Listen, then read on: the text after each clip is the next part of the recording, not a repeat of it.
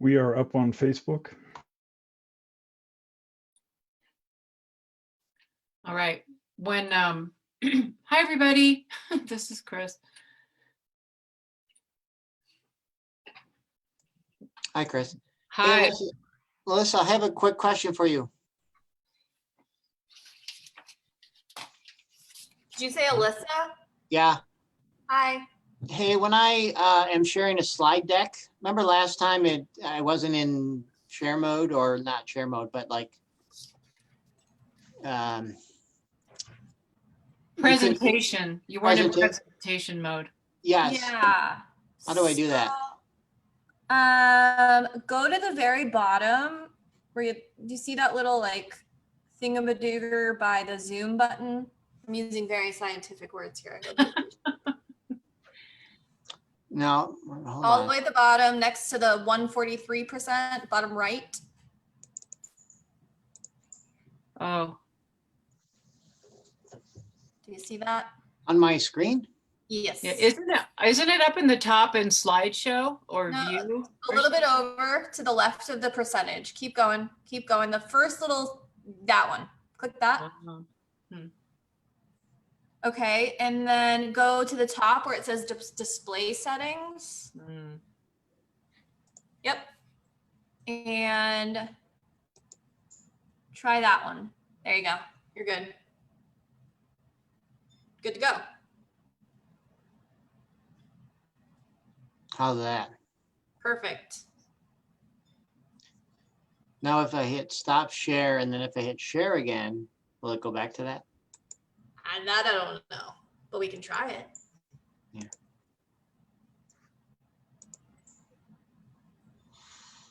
Cool.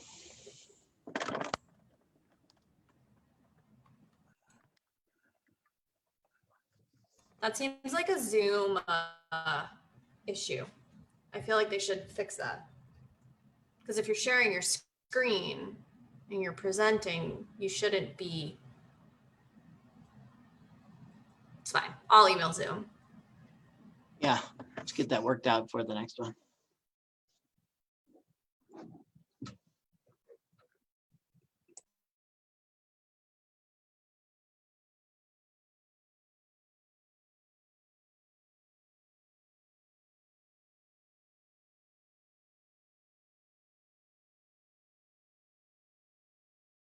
Look, everybody got a prize. How do they sleep at night? Sale comes first and the truth comes second. Can't stop for a minute and smile. How come everybody's so serious? Acting so damn mysterious. Got shades on your eyes and you're so high that you Now you're playing music, Tim. Yeah, Okay. it helps calm me, you know? I like it. Setting the mood. Hey, look what we got.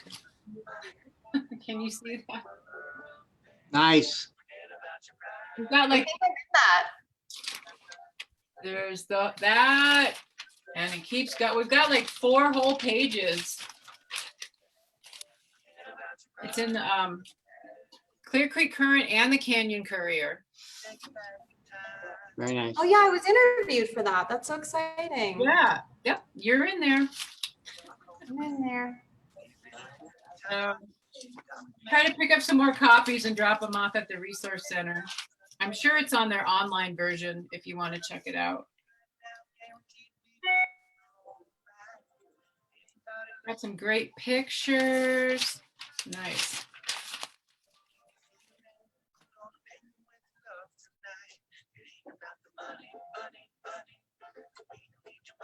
Oh, I wonder if John, are you there? Hello, hello. That's affirmative. Did Brian Monso register? Don't know.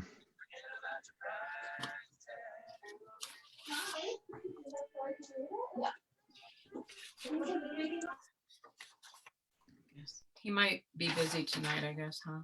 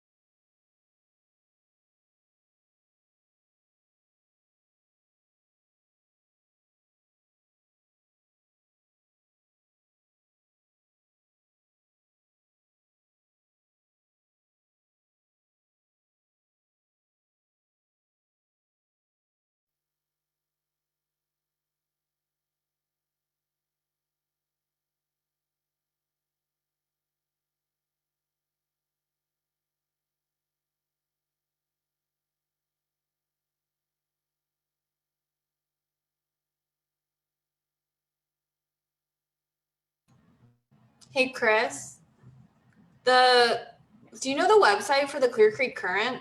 I just Googled it, but the thing that came up is it's not working. So I don't know if their website is just down or, And let me see if so they were just recently purchased by a new company, so maybe things are different. Let's see. It says no, it says visit www.clearcreekcurrent.com yeah, their website's not.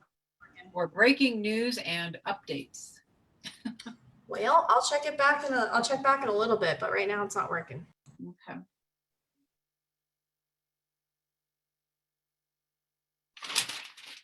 Check with Corinne and see if she knows what's up.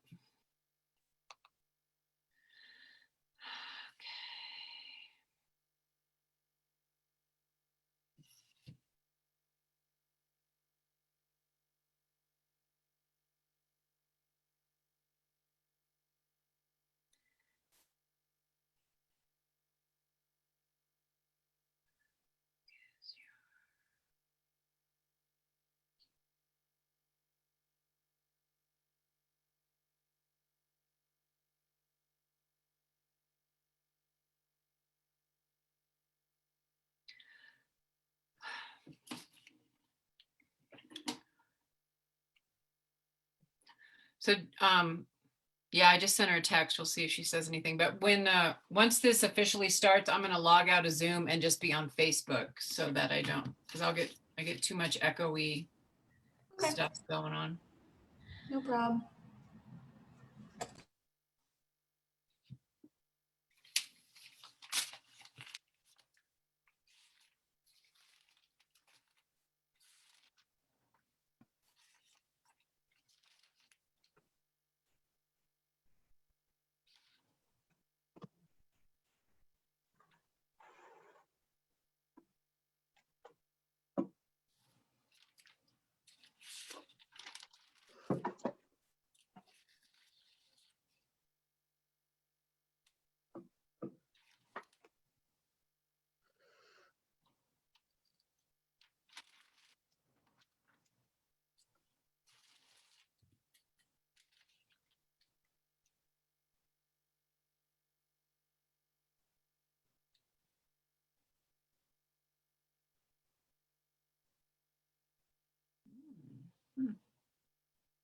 Wait, she is still around?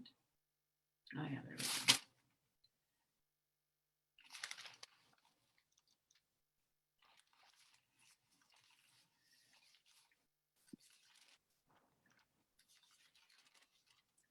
I think I need to get a dimmer on that light. Seems like it.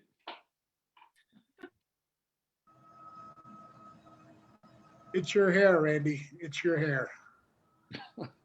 Thanks, Rick. I have some. Yes, we do. Not much, but we have some. Pretty thin and back.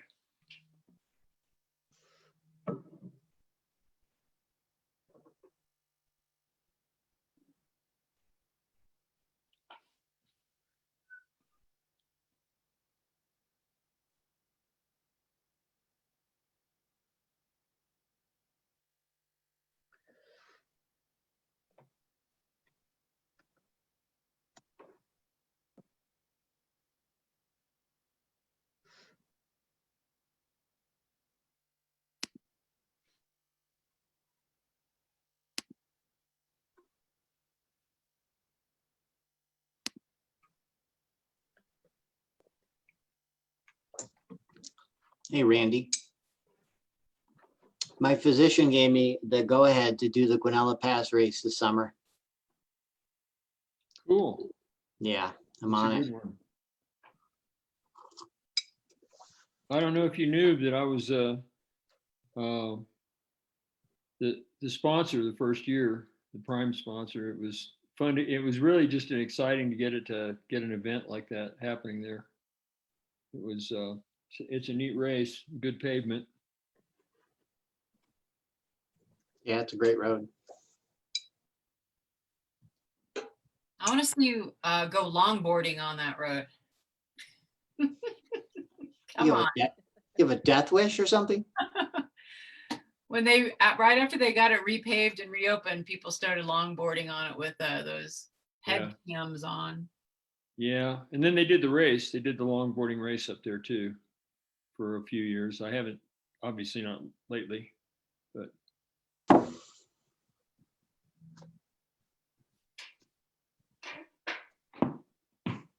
I'm not aware that Rick or EMS ever had to drag anybody off of that thing after the race. No, but I think they quit because they didn't like the sand and stuff on there after it got used for a while, so. Yeah, right. And then they did that chip seal overlay or something on it one year, and it was Yeah, nasty for about a year. yeah.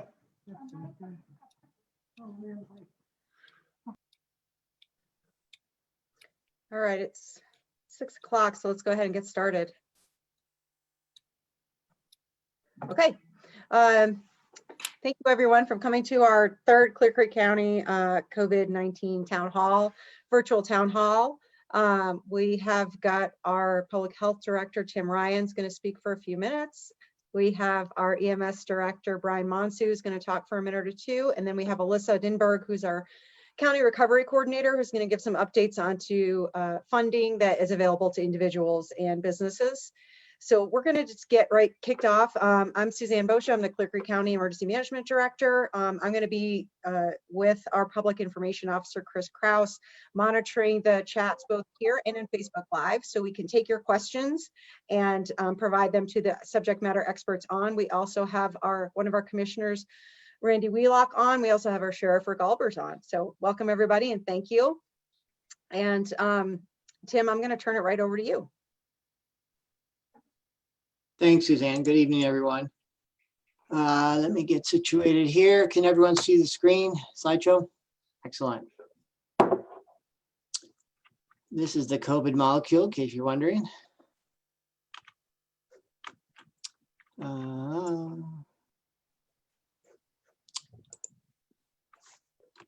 Sorry. Oh my.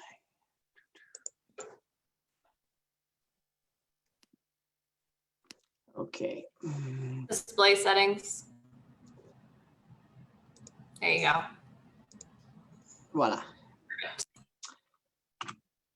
So let's get started. So on the national trend, and this is the format we'll take as we did last time, national trend followed by the state, followed by what's going on here in Clear Creek County specifically.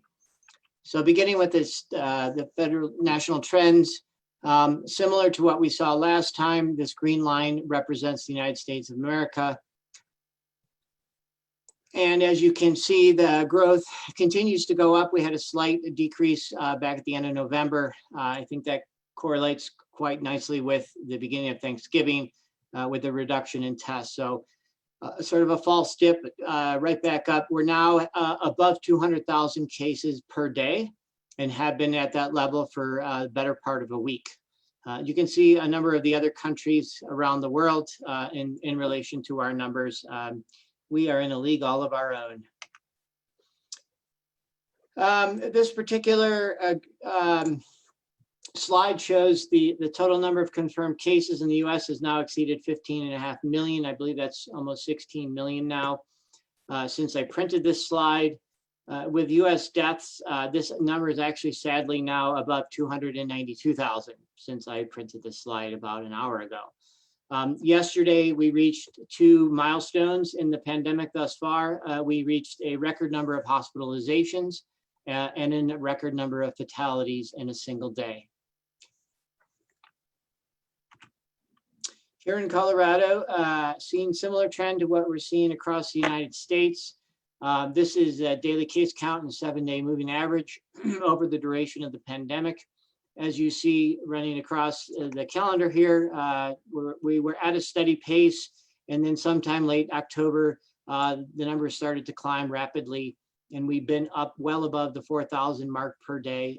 Since then, we had this slight drop that we saw nationally, which I think correlates with the couple days before Thanksgiving. Most testing wasn't happening, and then that picked right back up.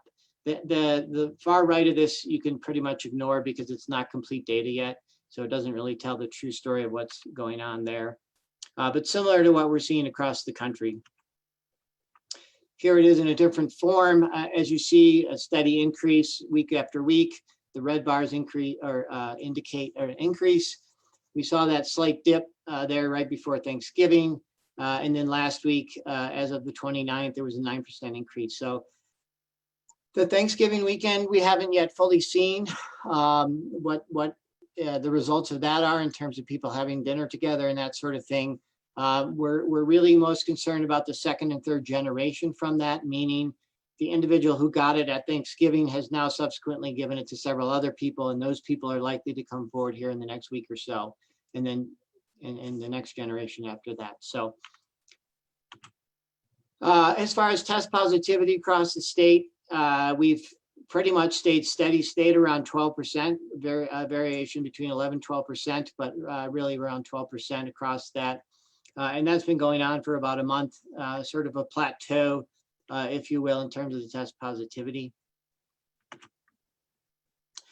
These are just some of the more broad epi trends that we're seeing. So the effective reproductive number is now about 1.2. It was up around 1.4 a couple of weeks ago, which is lower than last week, indicating continued growth of the epidemic. Anything above 1 is bad. Infections are continuing to rise, albeit at a slower rate than last week. We'll see what comes from Thanksgiving, though. An estimated transmission control has increased from 66% to 71% since last week. What that means is basically the things that we're doing across the state. Many of the counties are now in the red zone. Face mask wearing, social distancing, et cetera. That has resulted in a 71% reduction in the transmission of the virus compared to last week, which was at 66%. So the higher this number, the better. Just to give some context, in March and April, we were up in the high 80s as far as transmission control, primarily because we were mostly at home for that time. Right now, it's an estimated 1 in 40 Coloradans is infectious, which is the highest prevalence to date since the pandemic began. Now, these estimates reflect infections occurring before Thanksgiving, and they don't, as I said, reflect what happened at Thanksgiving and after. Now, over the next 2 weeks, hospital demand will likely reach or exceed 2,100 beds, including the 665 ICU beds. Because of the increased context over Thanksgiving, however, demand could be greater. And the bigger concern is really what's going to go on in the next several weeks, particularly around Christmas and travel in the Christmas time and New Year's Eve. On the current trajectory, hospital and ICU demand may stay within the surge capacity over the next 4 weeks. However, with modest increases over Thanksgiving and into Christmas, we could in fact reach that maximum threshold for hospital capacity, and then we'd have a big problem on our hands. Here in Clear Creek County, we currently are at a 410 cases per 100,000, which is a slight decrease. Over the last several weeks, we're holding a steady state between about 400 to 500 per 100,000. We had 40 new cases in the past 2 weeks. Our test positivity is holding right around 9 to 10%, depending on the day, but holding pretty much steady around that area. This is a density map or heat map of the number of COVID cases since the inception of this pandemic. Just showing you the darker the color, the more of the cases. Showing you a lot of the population centers in Clear Creek County, but it shows a pretty widespread across the entire county. Several folks have asked for some more of the demographics. Here are the age demographics. This is a report in Colorado, but it is only Clear Creek County. So we had 7 individuals between 0 and 9 years of age with COVID, and subsequent 21 in that age group, 37.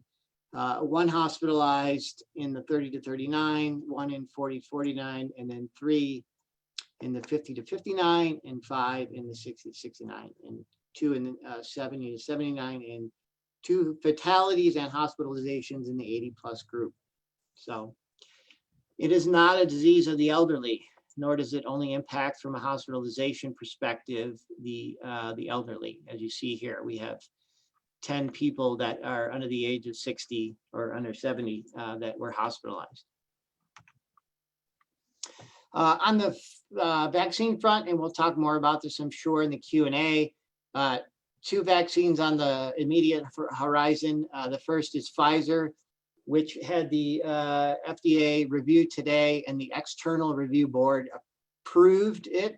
It now needs to go directly to the FDA, which makes the decision. So hopefully we'll hear here in a few days or so whether that will be rolled out, but it is likely to arrive in Colorado next week at the earliest. Followed a week or so later by Moderna, which will be under review next Thursday by the FDA External Review Board. So we can talk more about vaccines in the Q&A, but that's just the beginning of what will be a deluge of vaccines here in the coming weeks and months. The vast majority of Clear Creek and the state of Colorado and the US for that sake, will be many months before that vaccine rolls out for the general population. But again, we can talk about that in the coming question and answer. That's all I have as far as the presentation, and obviously we'll take questions as we go. Okay, yeah, thank you, Tim. I'm monitoring questions. So if you all have questions and you're on the Zoom, go ahead and put it, type it into the Q&A section here. And if you're on Facebook, go ahead and type it in the chat there, and we will monitor those questions. So Alyssa, I want to move on to you. I want Alyssa to talk about the programs that we have available for recovery and some of the deadlines of those, and so that we can help folks get assistance as needed. So Alyssa. Yeah, thanks, Suzanne. So as everyone is aware, the county has been awarded funds through the Federal CARES Act. That money expires on December 30th. And so the programs that we have eligible at the moment, there is a very quick coming deadline. And so if you're interested in applying, I encourage you to do so as soon as possible. First, I want to start with the business program because that one has some new information, and I'm going to share my screen really quick. We have opened up the eligibility for everybody. Previously, round 2 was only open to restaurants because restaurants are currently impacted by code red or level red. We have since opened that up to nonprofits as well as other businesses. And so the application has been updated to show this information. And I just wanted to share this screen and let everyone know. There are a couple new things on here. And so if you're interested in applying, please pay close attention, I can't talk today, to this eligibility section. A couple big things that were opened up for businesses. This doesn't apply to nonprofits, but for businesses, you no longer need to have a W-2. You do still need to be a business that operates outside of your house, but you no longer need to have a W-2. And you no longer need to be in good standing with the municipality or the county, which is also a big change. So if you're late on water bills or you're late on your tax bill, you're still eligible to apply. For nonprofits, you do need a W-2, either a part-time or a full-time employee. Your service area must solely be Clear Creek County. So we know we have some nonprofits in here that represent Clear Creek County as well as some other counties, but your service area must only be Clear Creek County. And for both of these, you must be able to show your profit and loss statement for 2019 and 2020, or provide eligible COVID-related expenses. So those are some key things. For every application, at the time of submittal, you must provide financial documentation to me in order for the application to be considered submitted. Without that financial documentation, I will not be able to review your application. So that is the update on the business grant. As far as the other program that we have, this one is for individuals in the county, and this program is being administered through the Grand Foundation. We have support, we have financial support to be able to help people with rent or mortgage expenses, required transportation. So any essential transportation that you have, Childcare, pre-K, utilities that are not covered by state programs. So this is water and gas as well as internet. Those are all included in this program. And then mental health support. So if you are either insured or underinsured, or your insurance does not cover mental health, we're able to assist with that as well. Just a reminder, both of these programs expire at the end of this month. So please, please, please try to get those applications submitted as soon as possible. It does take some time for me to process applications. And so I'm a one-woman show, so please submit sooner rather than later so that I can get you funds. I think that's all I got. Thanks, Suzanne. Okay, thank you, Alyssa. We've got a couple of questions that have come in, but I do want to queue up Brian. So Brian, if you're available, want to go over to you with EMS. Usually the format that has worked well with us is to do our kind of speaking and presenting up front, so we have a long time for questions and answers. So Brian, I'm going to hand it over to you to give some information about your perspective from EMS. Thank you, and good evening to everyone. Just wanted to give a little update about what we're starting to see as an agency. I know there's a lot of numbers out there that are saying that there's quite a few cases. Just over the last week and a half, we start averaging, one COVID case that we're taking down about every 2 days. This week, it's been every day. So I feel like there's a trend that's coming. The folks that we're picking up are very sick folks. They are having trouble breathing. That's why they give us a call, and extremely exhausted. So what we can do for them is transfer them down there, give them supplemental oxygen, and talk with them. But we're definitely seeing it on the ground level in this county now.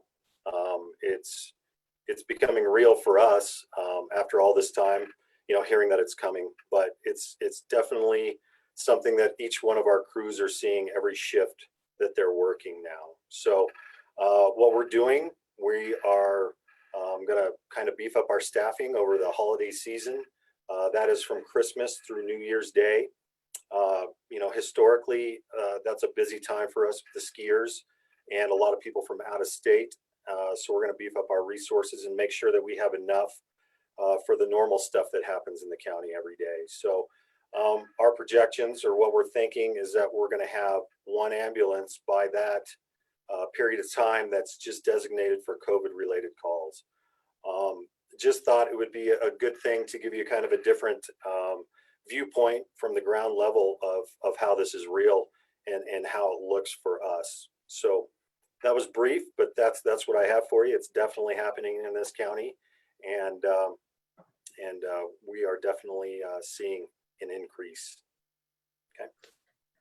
Thank you, Brian. I think that reflects a number of things that we've been talking about on these town halls for the past few months, but just in our regular Tuesday, 11 o'clock updates to the Board of County Commissioners about the impact that this could have to our ability to provide regular services in the county. And now we're starting to see it hasn't impacted you in the sense that EMS cannot provide service. You can, but it's really starting to impact your planning for that. And that's what we've been talking about with folks, about why we're encouraging folks to continue to do all the precautions that we've been saying for a while of please wear your masks, wash your hands, and stay away from other people as much as you can, at least 6 feet, because as we know, and Tim's going to talk about this in the question and answer, I'm sure, about a little bit more about vaccines, but we know the vaccines are coming, but as with anything, we will not get them all at once.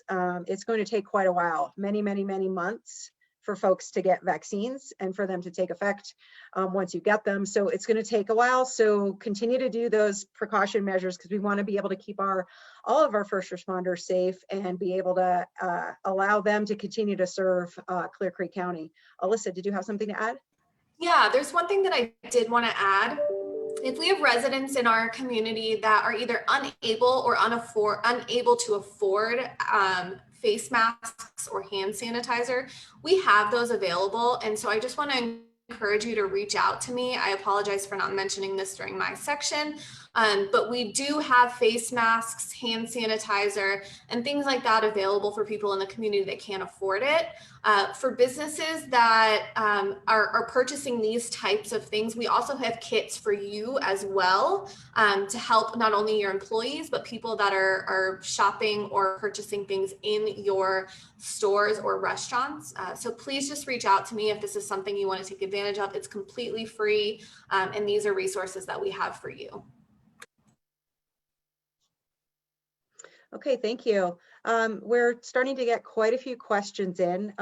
So continue to put those in via the Zoom question and answer and on Facebook Live via the chat. And if we get a number of questions that are similar, we'll try to put those all together and provide it to the right folks to answer them. So Tim, I'm going to go to you first with, this is questions about our numbers, and then a kind of a related question about testing and scheduling. So the question was, were our case numbers impacted by the week without testing around Thanksgiving? I guess I'm trying to figure out exactly, were our numbers impacted by the week without testing around Thanksgiving? Oh, Yeah. So the short answer is slightly yes. So what we did see positive cases during that week that we didn't have any formal community testing, but individuals who felt symptomatic went down to the hospital, to Brian's point, and or went on their own to get testing down in Jefferson County and or at the hospital. So we did see cases during that week. We've subsequently seen a lot more cases in the prior, or the 2 weeks following Thanksgiving. But yeah, we saw a slight dip, and that's what you saw nationally. It's what you saw in the state data. We saw the very same thing here in Clear Creek County. It's a data anomaly that has everything to do with the fact that we weren't testing more broadly in the community. okay, thank you. We've got two that are related to testing. One is for the testing that we do on Wednesdays with the Curative Mobile Van. Do we need to make an appointment for testing for next Wednesday?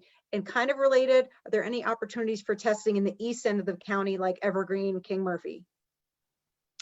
On the curative testing on Wednesday, yes, you need to pre-register. You go to the curative website and pre-register. That way they know you're coming. They need your information basically to send you your test results.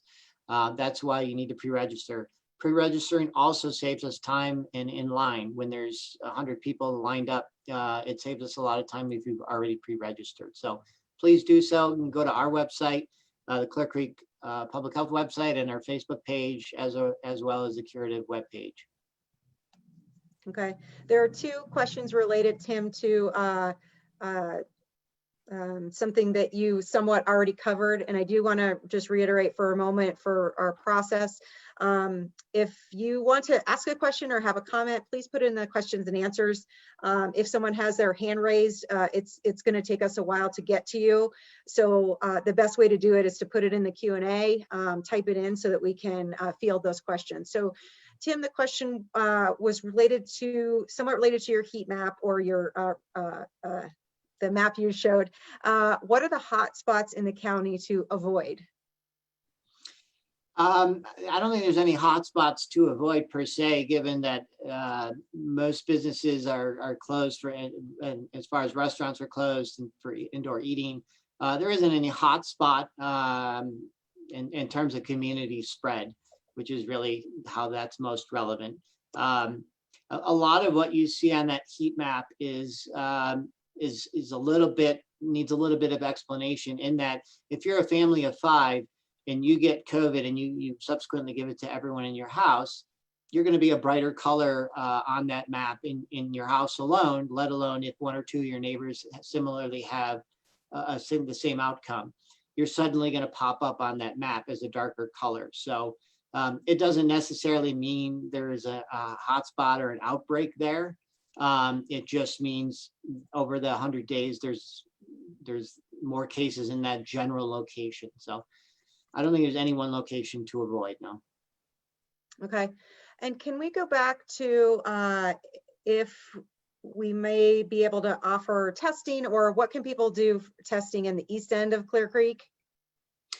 Yeah, we're constantly trying to schedule testing in different ends of the county. We are testing. I don't know the schedule off the top of my head. I can go to our website and see it there, but we do have the ability to do testing at the high school, Clear Creek High School, as an example, in the east end of the county, which we have done. We tested 50 some teachers and staff last week over in the Evergreen end of town, just last week. So look at our schedule. If we need to have a mobile unit out there, we can also do that. We have the ability to sort of move around, and we've been trying to do that throughout this whole thing. Okay, so if the more people that call and request testing in a different area, we're trying to make it somewhat centralized in that we have all of our staff and resources being able to do that, but we're also, public health is working really hard with EMS to make sure that we offer that testing where it can help the most folks. So one more testing related question is, do you want residents to get tested if we have no symptoms or no noted exposure? Great question. If you've been isolating in your home in relative isolation from people, you're not symptomatic at all, and you have no reason to think that you have exposure, then no, I don't think you need to get tested. If it settles something in your mind, then yeah, you should get tested. It gives you peace of mind. Absolutely. But just keep in mind that a negative test doesn't mean anything other than on that very day you were tested, you were negative.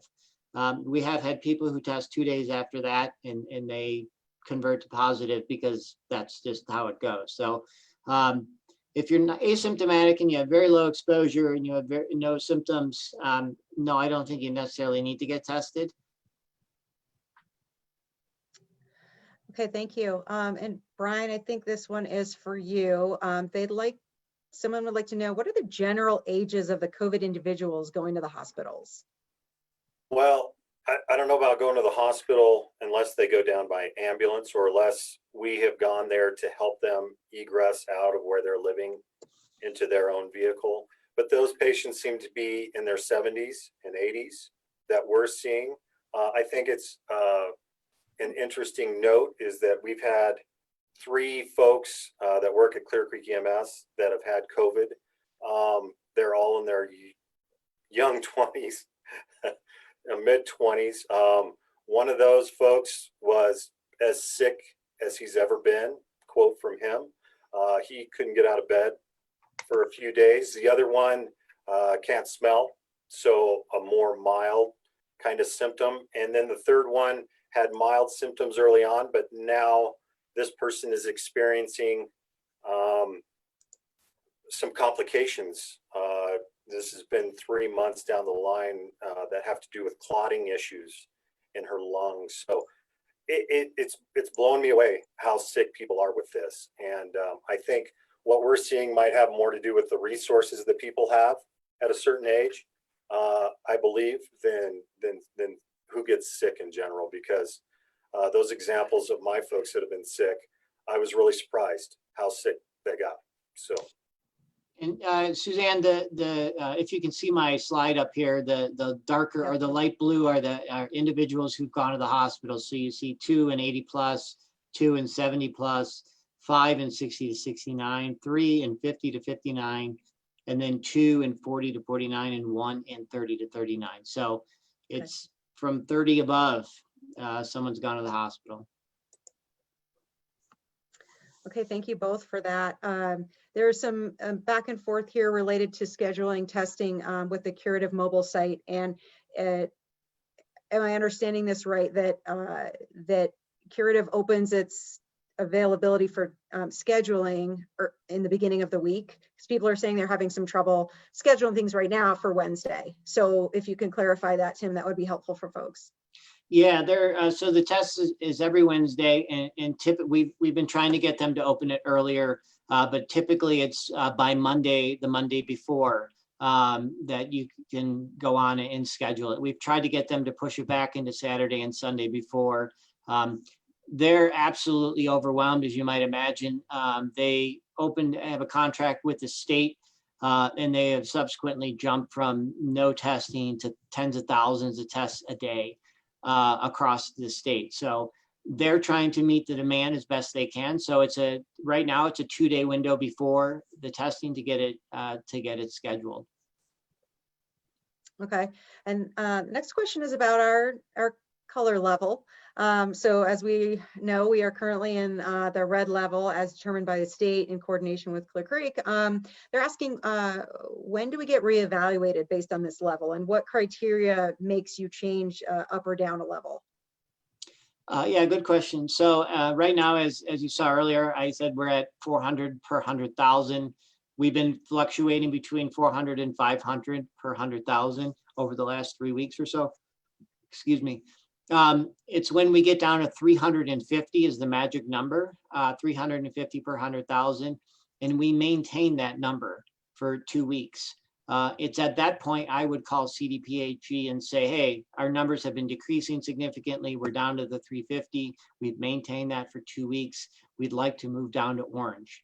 It's only then that they would actually entertain that conversation with me, and I would have a valid argument to make it so that we went back to orange and we could open restaurants back up. Across the state, almost all counties are now in red, as you can see on maps looking at the state. And so a lot of counties have worse numbers than us, but some counties have much better numbers than us. So it's really that 350 mark and maintaining that for a 2-week period. Okay, thank you.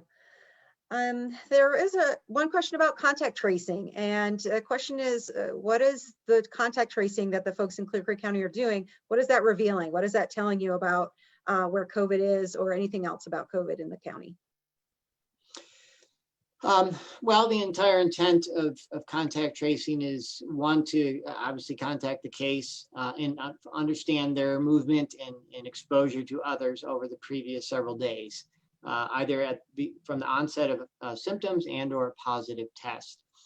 And then discern, are people at risk in terms of should we quarantine them, or was it minimal interaction and they don't really need to be quarantined?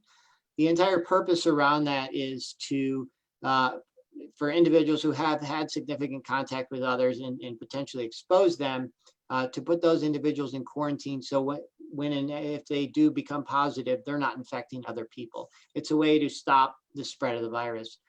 To answer the question, we're seeing everything from, I had dinner with my family at Thanksgiving, and I know I shouldn't have, but I did anyway, to I went to shopping and did this or that, or I had a social party with my friends, or traveled, in all sorts of things. So all of those result in different outcomes, right? The travel person, all the people they came in contact with, we can't really contact. Others who've been in isolation for the most part don't have any contact. So it really depends. It varies. Unfortunately, some people are unwilling to share anything with us, which really restrains and significantly reduces our ability to be effective in stopping the transmission of the virus. And if you want businesses to reopen and schools to stay open and life back to normal, we need that sort of information to help stop the spread. The only way we're going to get to 350 or less is by stopping the spread of the virus. And that is done through contact tracing. It's also done by people wearing masks, do not go to parties or have any social gatherings, and socially distance. Okay, thank you. The next few questions are related to vaccinations, which we knew were coming. So, but the first one, it has to do with how COVID works and kind of vaccination. So, Tim, this is for you. Are there different strains of the COVID virus that vaccines would not be effective against? It kind of says, would vaccines not be effective against all strains? Are people getting second and new cases of COVID after their first? How long are the antibodies showing to last after someone has COVID? Geez, I can repeat any of this. That's a lot. I'll just, the basic nuts and bolts. The current vaccines that are in the pipeline, most recently the Pfizer and Moderna vaccines, will fight all COVID in the United States, all strains of COVID or perceived strains of COVID. I'm not a virologist or a vaccinologist. I'm an epidemiologist, and my knowledge base is about this deep. But I can tell you that the vaccines that are in the pipeline, including the 2 that we'll be receiving, will be effective and 95% effective in terms of preventing you from getting the virus. Can people get reinfected? Yes, people have gotten reinfected. They have gotten over it, and months later, the CDC uses the 90-day threshold, meaning if you were positive and you test a month later, you very well may test positive. It doesn't necessarily mean you're actively infected and shedding the virus. They look at it 90 days post first test, so positive test. So people have in fact been reinfected. It is possible. As far as antibodies, naturally occurring antibodies, if you had COVID prior to the vaccine, we don't know yet conclusively, and it varies based on individuals. Some it might last 30 days, some it might last 6 months. That research is underway right now, given that the pandemic's only been around for 9 months, and the ability to follow people has been somewhat limited. So like any virus and with any vaccine, people's antibody, the duration of their antibody response is going to be vary based on individuals. The current vaccines that are coming out, again, we don't have a conclusive answer of the duration because individuals have only been vaccinated 4 months ago or 5 months ago. They're actively following those people that have been in the clinical trials. And I'd just like to take a moment to applaud all of those tens of thousands of people around the world who've dedicated and donated and risked their own life for the rest of us, because that's exactly what they've done. They volunteered to take a vaccine that was untested and take it to see what happens, putting themselves at risk. So, but having said that, these vaccines, they're following those individuals and they will follow them for a year and then look at their antibody response to see and make sure that they do continue to have antibodies. Okay, thank you. The next couple of questions really have to do with our county vaccination plan. So the question is, do we have one? The answer is yes. And essentially it is asking how the county will distribute vaccines. So Tim, I'll kick that one over to you as well. Yeah, first and foremost, we do have a vaccine. We have a very strong team who is working on both the plan that's already been created and in implementing that plan, leaving no detail left. We're overturning every rock to make sure that we have all of our ducks in a row before we get even one vaccine. We're also collaborating with Gilpin County in our efforts and in their efforts. We're going to be helping each other. One, they have a -80 freezer. We do not. We also have a lot of human resources that they don't have. So we're going to be helping each other in that. The plan is this. The CDC has determined who should be receiving vaccines first based on a whole host of variables, which we can talk about if you'd like. But basically, it's a tiered system. Tier 1 comprises A, B, and C. Tier 1A includes individuals, physicians, nurses, respiratory therapists in the hospital, and those sorts of people who are literally on the front line with the sick people in the hospitals. Those are the individuals who will receive the very first vaccines and help protect them. Because if those people go down, we're all in a world of hurt. So those people have to be protected first and will be protected first. The 1B group includes law enforcement, fire, EMS, and those sorts of folks that are sort of the next layer down from the hospital level. And then also include any elderly people in the community who are particularly vulnerable. Now, having said all of this, it's going to depend on how many vaccines that we receive in any one shipment. This first round of vaccines that we will likely receive, the state of Colorado will likely receive next week. Clear Creek will not be receiving any of them. The state has only received 46,000 or so. Those are being distributed all over the state, but because we don't have a hospital in Clear Creek County, we're not going to be receiving any of those initial vaccines.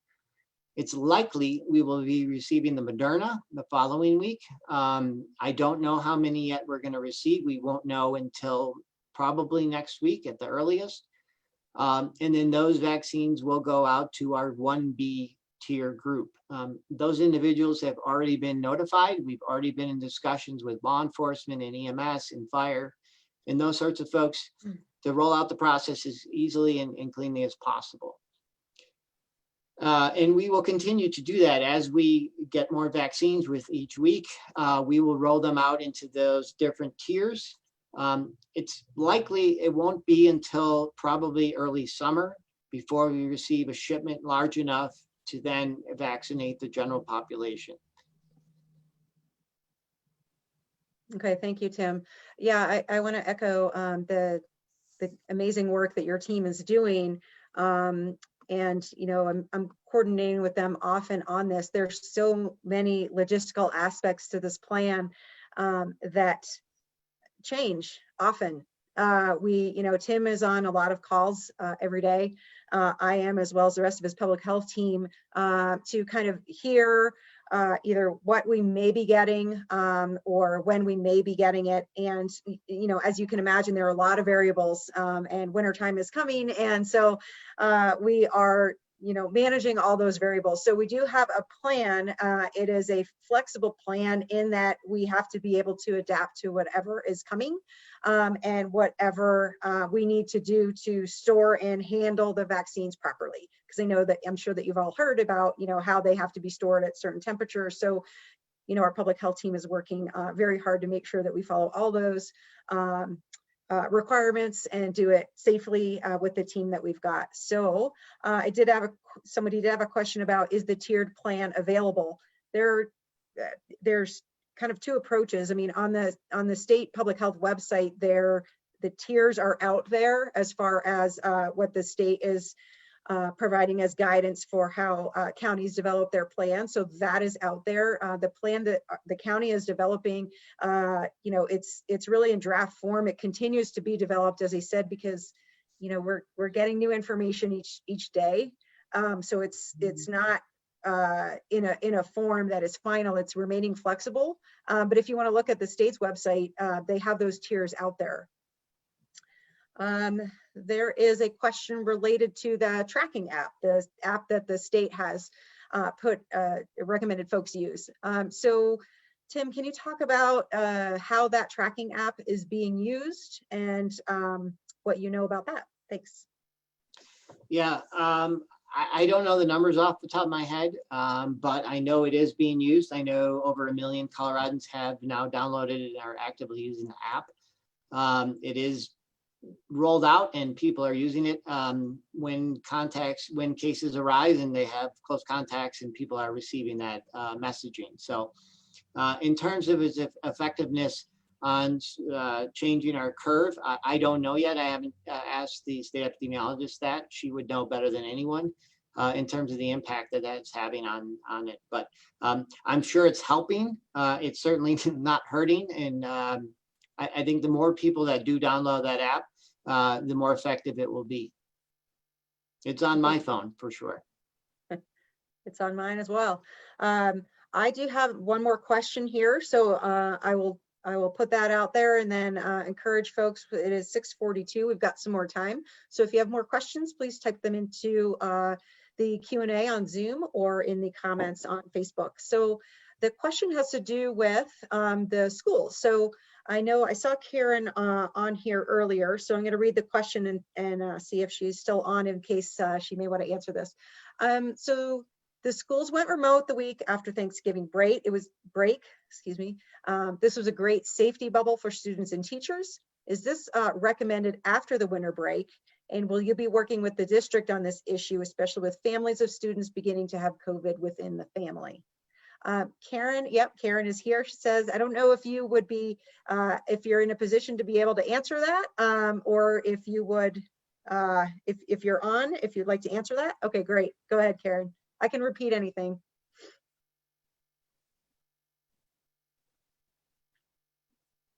You may have to move her to panelist. I can answer that question if she. Let's see, John, can you move Karen Kwan back to panelist?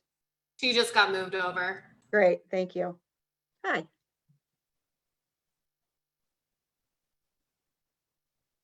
Hello. I was Hi.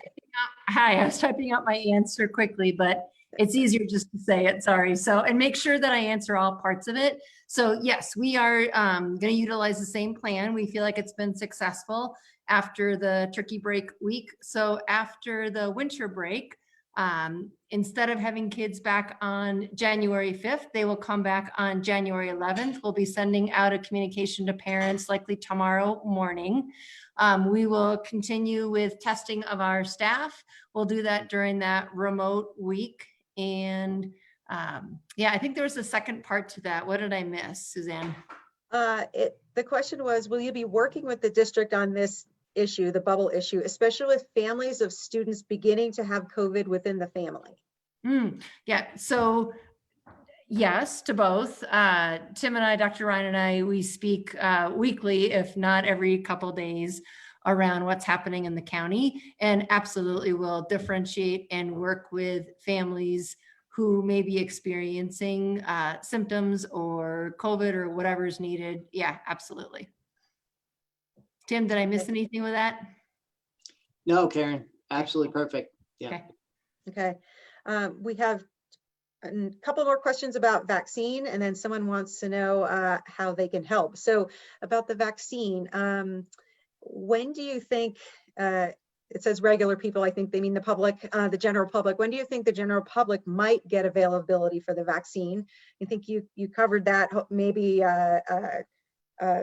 mid, I don't know, could be June, but go ahead, Tim, I'll let you answer that again. You know, until we start receiving vaccines on the ground here in Colorado in the coming week or so, and get a sense of what the distribution is going to be and what the frequency is going to be and the volume, more importantly, will we only be able to answer that question with any sort of certainty? If I had to guess right now, I would say probably May, June, but that may change. It may be later, it may be earlier. It really depends entirely on production and their ability to produce enough vaccines. The other thing that will influence that is the Johnson & Johnson and AstraZeneca vaccines, but those are the next two in line and likely to be under review within the next month or so. And then how quickly those can get manufactured and distributed as well. So we are likely to be receiving all four of those different vaccines in the coming months. And so we have to have plans for all four of them because they're different. They have different protocol, they have different storage needs and that sort of thing. So you can begin to understand the logistics behind trying to, it isn't one vaccine that everybody's getting one shot of. It's these first two require 2 shots. They need extremely cold temperatures. They have different day durations between them. So trying to keep all those details in our heads and straight so that you don't have to. But as soon as we know and have a better sense of when that timeline is, we will certainly let the public know. It won't be a surprise. Hey, tomorrow you got to show up. It won't be any of that. We will give you as much heads up as we possibly can and try to create as orderly a distribution as we possibly can. We will have a vaccine trailer here in the coming weeks, a mobile trailer that we will be taking around the county to distribute vaccines once we have enough vaccines to distribute more broadly in the county. We will let you know as soon as we know. Yeah, and someone had a follow-up question before you got to the end about will people be notified by the county when a vaccine is available for them? I mean, the answer is yes, but as Dr. Ryan just mentioned, there are a lot of variables here. So the answer is yes. Exactly when and how is not necessarily known. However, I would say that we're going to continue to use the same public messaging methods that we have been since March for COVID, which is our the COVID page on our county website, the county Facebook page. OEM has a Twitter account. We also are putting notifications in the newspaper. So there's a number of different ways that the information will be put out there. You know, I would refer primarily to our website on that. But as Tim said, it won't be a surprise. We just have to monitor how many we receive, and then public health is going to figure out how to get those out according to our plan. So the one other question that I have here is, this is a really interesting one. I like it. It says, not having any medical background, is there anything we can do to help besides wearing a mask, keeping our distance, and washing our hands? Yeah, tell everyone you know to do that too. Yeah. First and foremost, and I'm not saying that jokingly, I mean that. I think the most effective way to help stop the spread is all three of those things. The challenge is half of this country doesn't believe that. And that is where the challenge lies. And that's why America is in a league all of its own, as you saw by the case count, by the fatality count, by the hospitalization count. No other country is in the boat we're in. The reason is half the country doesn't believe that those things help. They do help, without a doubt. They help reduce the spread of the virus. So telling and sharing and feeling deputized to say something when you see something and say, hey man, can you put your mask on? Or, can you please step back a foot or two because I'm not comfortable with how close you are right now. That's within your right to do those sorts of things. So that's probably the most effective thing that you can do. If we do need volunteers though, from a logistics perspective and doing whatever we do, we certainly will reach out to the broader community, and Clear Creek County has been absolutely fantastic, and its citizens have stepped up in so many ways, and so many businesses have stepped up as well. Even in these particularly hard times, I'm not from Clear Creek, and I'm absolutely impressed with what I've seen in the months that I've been here so far. So keep doing what we're doing. Don't go to any parties. If people have parties, don't go to them. Tell them they shouldn't have parties or get-togethers, and wear your mask. I did have a couple more questions that have come in. The question, Tim, would be for you. How do seniors and people with immune deficiencies apply for the vaccine? Do people who receive healthcare in Evergreen need to apply through their provider? Okay, so let me back up and give a little more context around the vaccine. The first thing you should know is it's free for everybody. No matter where you get it, it should be absolutely free. The federal government has paid for it, and that's why it's free. So you shouldn't be paying anybody for your vaccine, number one. Two, you don't have to apply to get the vaccine. If you're in that tier, whenever that tier comes up, you will be in line to get a vaccine. We will make sure that you get a vaccine. We will make sure everyone in this county who wants a vaccine will get one, absolutely free of charge. Whether it's the first two that we get or the other two that are on their way as well, all of those will be done. The first people, the private providers probably won't be getting them until the general public has access to them, primarily because there aren't enough in these first shipments to just hand out to the general providers. In Clear Creek County, public health will be the primary source of the vaccine and distribution of that vaccine across the entire county. Between our nurses and EMS and the other staff that we have, we can literally distribute upwards of 1,000 vaccines within a week's period. So covering Clear Creek County shouldn't take very long at all once we have the vaccines in hand. If you live in Evergreen and want to go to Jefferson County side of it, you're going to have to wait until your private provider has it. And then work out with them a schedule on when to go. It's probably much quicker to go through the county, I would guess, than to go through your private provider, as they may be inundated. And they don't want to fill their entire day. Just from a financial perspective, they're not going to fill their entire day with vaccinating people. I just guess off the top of my head. The other thing I want to say about the vaccine is this. There's much misinformation out there about the vaccines in terms of the timeline and how quickly they came about. There's some things that you should know about these particular vaccines and how they were able to come up with the vaccines and manufacture them literally within a year's time. No safety corners were cut. The platforms on which these vaccines were built have been developed over the last 2 decades. So it isn't a new platform. It's new in the sense that this is the first time it's being used for a vaccine. So that development over the last 2 decades really cut out a huge chunk of time in normal vaccine development that would normally take, normally takes 4 years to 20 years. A good chunk of that was cut off because the platform was already developed. As far as the clinical trial aspect of it, the other reason they were able to do it so quickly is because they had significant experience with MERS and SARS prior to this. And so they had a sense of what might work as far as a vaccine. And so they sort of were already out of the gate running and sprinting before they even began the whole process, because they had a lot of history with that already. As far as the clinical trials, which is really most relevant for an individual, phase 1, phase 2, and phase 3, no corners were cut in terms of safety at all. The clinical trials were carried out, phase 3, most importantly, in 40,000 plus individuals across the world for both the Pfizer and the Moderna vaccine. Johnson & Johnson, AstraZeneca are the same.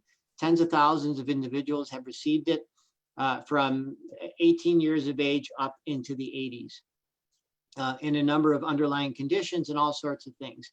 There are some groups that have not yet been specifically studied. I know pregnant women, women who are lactating, and then individuals under the age of 18. Those studies are ongoing. I know there's a current study in 12 to 18-year-olds with the Pfizer vaccine. So by the time 12 to 18-year-olds are ready to get the vaccine in terms of them being available, those clinical trials will have been completed, and we will have a really good sense of whether it's safe and effective for that age group as well. So no safety corners have been cut. And then each one of these companies has an independent scientific review board made up of physicians and scientists and epidemiologists, et cetera, who review independently the data. Pfizer doesn't review it and give themselves a thumbs up, nor does Moderna or any of the other companies. This separate advisory board does. And then, as you saw today, with full transparency, everyone could watch the entire day of testimony. The independent review board at the FDA, they're not FDA employees, they're all professors and medical physicians who reviewed the same data and came to the conclusion it was both safe and effective for use in the US population. So are there side effects? Absolutely. With any vaccine, your arm's going to hurt, you might feel tired, you might feel body aches, you might have a slight fever. All of those subside in a day or two at the very most. None of these vaccines give you COVID. It's not a live vaccine. You're not going to get COVID. All you're going to do is develop antibodies to COVID and then help fight off the virus. And as you saw on the slide, both the Pfizer and Moderna are 95% effective at preventing you from getting COVID. So I'm in line. As soon as I can get the vaccine, I'm going to be getting the vaccine. I have absolutely no concerns about it whatsoever. And so I think everyone should be getting it who can. The only way that we're going to beat COVID-19 is for a majority of Americans to get the vaccine, any one of the vaccines. Until we reach 70 to 80% of the population, we're not going to have herd immunity in this country. And until we reach that point, life will not return back to normal. Okay, I do have one more question about vaccines, and then we will wrap it up. So the question is for healthcare workers, where should we get vaccinated? Should we get it where we live or where we work? Great question. Mm-hmm. So if you work in a hospital, for instance, it's quite likely that your employer will let you know first and foremost if you are in what tier you're in. So that would be the place to start. And then if for some reason your workplace is not offering it or does not, you don't get to that tier, then you obviously get it in the county in which you live. Okay, thank you. I do not see any additional questions coming in. So thank you everyone for providing those questions. There were a couple of comments thanking us for being willing to answer questions. this is really nice to see these comments coming in. I want to read a couple of them because they're touching. And thank you all for sending this, because you know, this team has been working very hard for 9 months now, and it's just nice. Thank you so much for this event. I have confidence in our county leaders' plan moving forward. Another comment, I'm so impressed by our local health emergency folks responding to this crisis. Thank you very much. Thank you. That's really, really nice. Did want to mention that I can't believe I'm saying the new year. Our next town hall, our next virtual town hall will be January 14th. I can't believe that. And so it will be the same format, but also let us know if there's any other way that you would want to receive this type of information. Our public information officer, Chris Krause, reminded me that we will also be posting information on Clear Creek County's next door. And someone else asked that if they missed the first part of this session, where can I see it? If you go to the Clear Creek County Facebook, it is recorded, so you can see it again, or you can see the first part as many times as you'd like. That is all we have. And Tim, Suzanne? yes. I just want to say, given that our next town hall isn't until the new year, I would implore to everyone that please, please, please, don't go to Christmas parties. Don't have social gatherings. The same advice I gave you for Thanksgiving and the same advice I gave you for every other holiday, it rings true now more than ever. Don't get together with grandma. The prevalence of the virus is so prolific throughout our community. The likelihood is quite high that both one, you would get it and or give it, and have significant negative consequences. The vaccine is right around the corner. Let's not blow it now. Let's not spend Christmas and New Year's week passing the virus around. I mean, I want our businesses to open. I want our schools to stay open. Those are my two priorities in this county, is keeping everyone healthy and well, keeping our businesses open, keeping our schools open. Our kids need to be educated, and do the right thing. Don't go to the party. If people call you to say, I'm having a party, tell them they shouldn't have a party and don't go. People are asking, what can I do? That's what you can do.